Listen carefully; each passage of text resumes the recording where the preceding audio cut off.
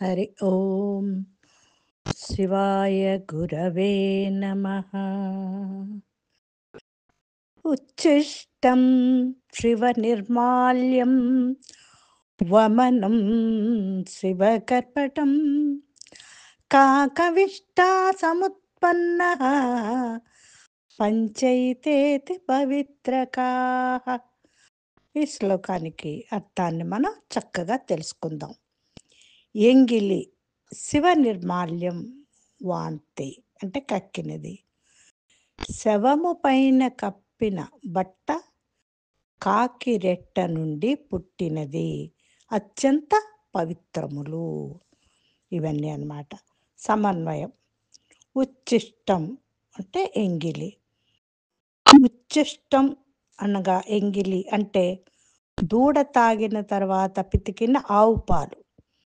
దూడ ఎంగిలి చేసిన అన్ని వైదిక దైవిక కార్యక్రమాలకి, లౌకిక కార్యక్రమాలకి అత్యంత శ్రేష్టం, పవిత్రం, పంచామృతాల్లో మొదటిగా వెలుగొందేది.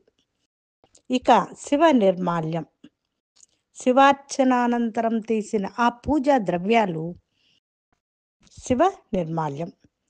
శివార్చనానంతరం తీసినటువంటి ఆ పూజా ద్రవ్యాలు శివుని జటాజూటాల నుండి జాలువారే గంగ, శివుని అభిషేకించిన పూజించిన ద్రవ్యములు, శివ స్పర్శ చెందిన ఏదైనా కూడా చెందినటువంటిది, ఆ శివుని యొక్క స్పర్శ చెందినది ఏదైనా సరే పవిత్రమే.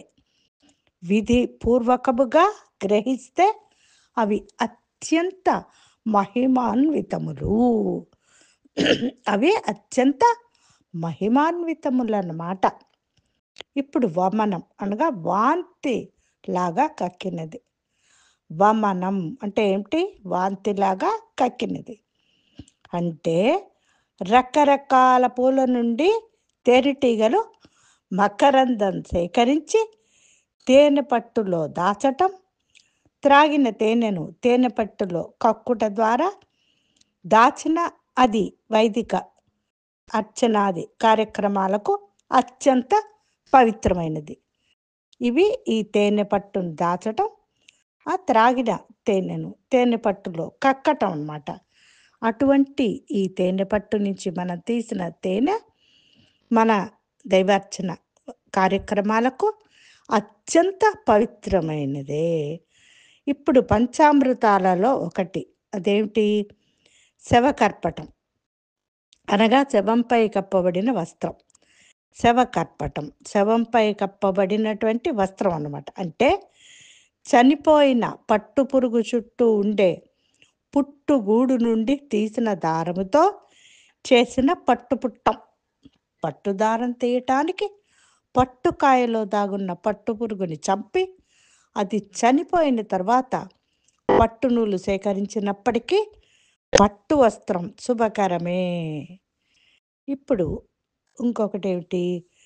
కాకవిష్ట సముత్పన్నం అంటే కాకి రెట్ట నుండి పుట్టింది.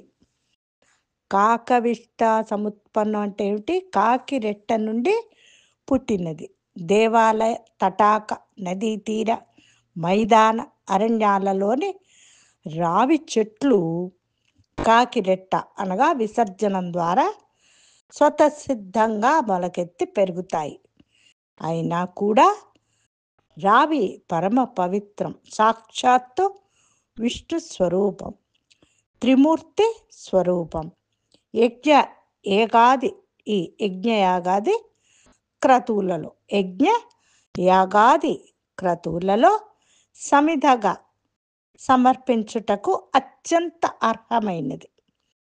దోషములతో కూడుకున్నవిగా కనిపించినప్పటికీ కూడా ఈ 5 వస్తువులు అత్యంత పవిత్రమైనది. సర్వేజన సుఖినో భవంతు.